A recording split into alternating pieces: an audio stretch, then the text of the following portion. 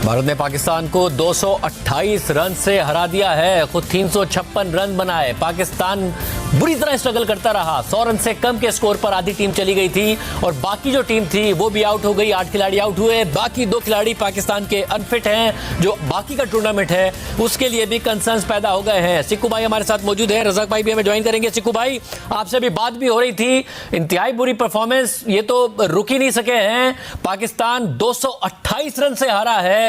हम तो एक्सपेक्ट कर रहे थे कि पता नहीं कितना शानदार मुकाबला होने वाला है और हमारे बॉलर्स को कैसे फेस करेगा भारत। देखें, अब हम हमेशा दिखाते रहते हैं कि जी हमारे जो ग्रेट बैट्समैन रिकॉर्ड तोड़ दिया, वो रिकॉर्ड तोड़ दिया, ये रिकॉर्ड तोड़ दिया।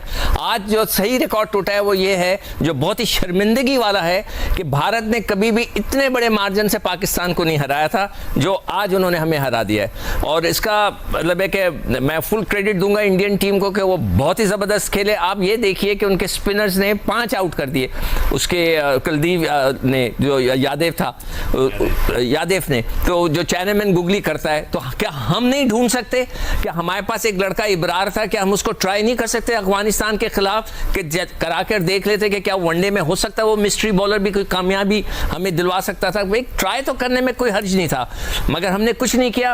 अब मैं तो इसके अलावा कुछ नहीं कह सकता कि वी वर कंप्लीटली फेलियर। हमारे सारे टॉप प्लेयर्स फेल हो गए, हमारी बॉलिंग फेल हो गई, स्पिन तो वैसे ही हमारा डाउटफुल था। मिडिल ऑर्डर का मैंने शक जाहिर किया था कि वो हमारी अच्छी नहीं चलेगी, वो भी फेल हो गई, तो हम कंप्लीटली फेल हो गए। रज़ाक भाई, जो एक एक्सपेक्टेशन थी वो ये थी कि हमारे फास्ट बॉलर चलेंगे, स्पिनर स्ट्रगल करेंगे। पिछले मैच में किया तो हम फहीम अशरफ को लेकर आए एक एक्स्ट्रा बॉलर के तौर पर। फिर ये एक्सपेक्टेशन थी कि उनके बैट्समैन हमारे फास्ट बॉलर पर स्ट्रगल करेंगे, तो हमारे स्पिनर नहीं चले, फास्ट बॉलर नहीं चले, उनके बैट्समैन ने स्ट्रगल नहीं किया। फिर यह था कि उनके फास्ट बॉलर इतने अच्छे नहीं हैं, हमारे बैट्समैन चलेंगे, उनके फास्ट बॉलर्स बहुत अच्छा चले, हमारे बैट्समैन नहीं चले।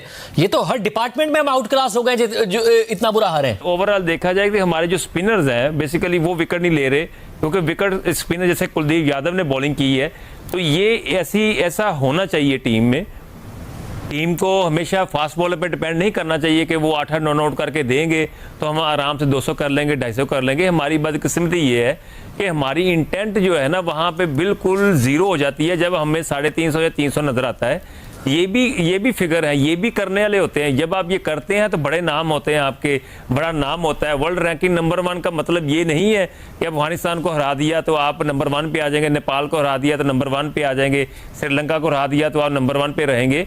ऐसे कभी भी नहीं होता। ये क्रिकेट है, क्रिकेट के मुताबिक खेलना चाहिए। 350 अगर करना था तो मगर सिक्कू भाई, ये जो एक मसला था, ऐसा लग रहा था कि, और जाहिर है लिखा भी बहुत ज्यादा जा रहा था कि उनके जो बैट्समैन है वो तो हमारे फास्ट बॉलर्स को खेल ही नहीं सकते। जो पहला ओवर है शाहीन शाह अफरीदी का, वो तो रिजल्ट देगा ही देगा। इसके अलावा हम 30 ओवर्स जो है, हारिस रऊफ, नसीम शाह और शाहीन शाह अफरीदी, ये तो हम सेफ हैं। इसके अलावा हमने देखना है, इनका टॉप ऑर्डर तो टिक ही नहीं सकेगा।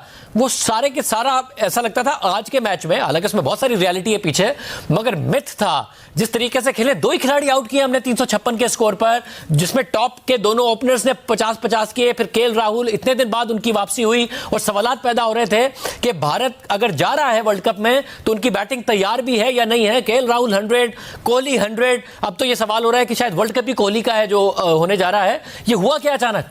देखिए, मैं खुद अपने बॉलर्स को कह रहा था कि वर्ल्ड के बेस्ट बॉलिंग अटैक है इस वक्त, सबसे अच्छा लग रहा था, सबसे स्ट्रांग लग रहा था। मैंने कई प्रोग्रामों में ये कहा कि बाबर बहुत लकी हैं कि उनके पास इतना अच्छा पेस अटैक है, जिसकी वजह से वो नंबर 1 हो गए रैंकिंग के अंदर। जो ओडीआई की रैंकिंग है, सब मैंने खुद कहा था। मैं खुद इतना डिसअपॉइंटेड हूँ कि ये हुआ क्या है, क्यों नहीं हमारे फास्ट बॉलर्स की बॉलिंग वैसी रही जो कि भारत ने कराई है। भारत की गेंद पड़ के सीम हो रहा था और बहुत ही ज़बरदस्त तरीके से हो रहा था, और हम कंप्लीटली फेल हो गए।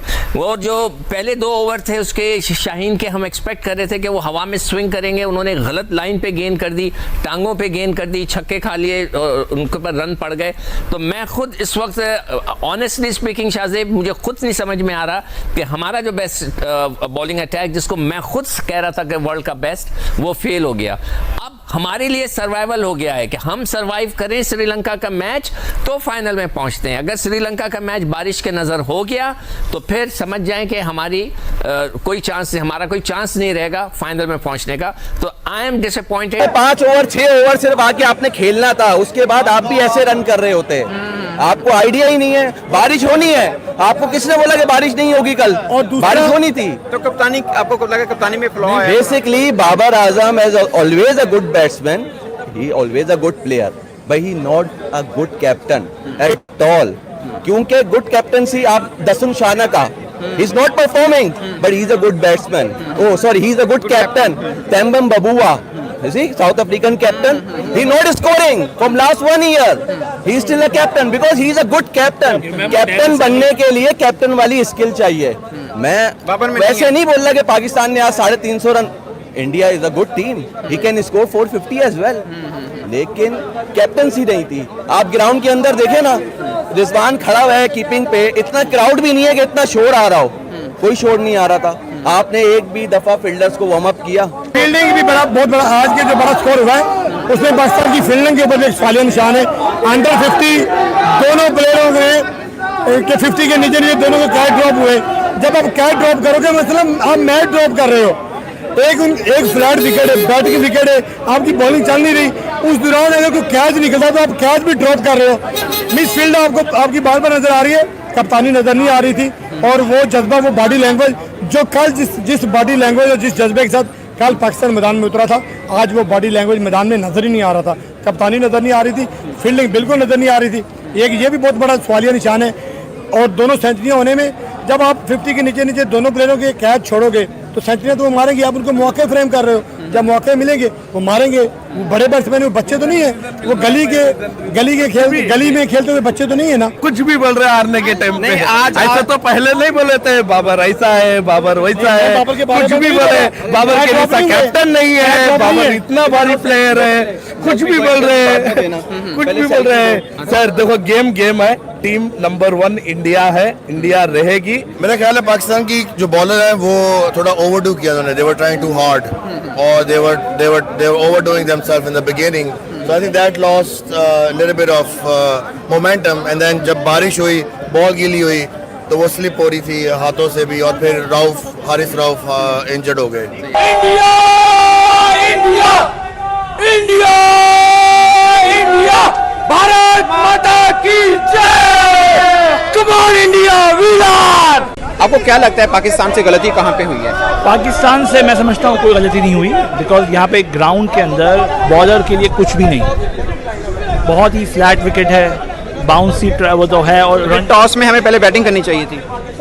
ये वो आपकी बात सही है, बट ये अब is a part of the game. अगर हम पहले गेम में हमने विकेटें ज़्यादा ली थी, अब तो आई थिंक सो पाकिस्तान कुछ भी, यहाँ पे विकेट तो कुछ भी हो सकता है। आपको क्या लगता है कहाँ पे खराबी हुई? खराबी तो कहीं पे भी नहीं हुई, गेम का हिस्सा है, मतलब हर चीज। आप लोग कराची से आए हैं? कराची से। स्पेशल इस मैच को देखने के लिए। स्पेशल इस मैच थोड़ी अफसरदा हुए होंगे आप लोग। पाकिस्तानी भाई ये बोल रहे थे कि हम 250 नहीं बनाने देंगे इंडिया को, हम 250 पे समेट देंगे, 2 विकेट लिए गए हैं बस।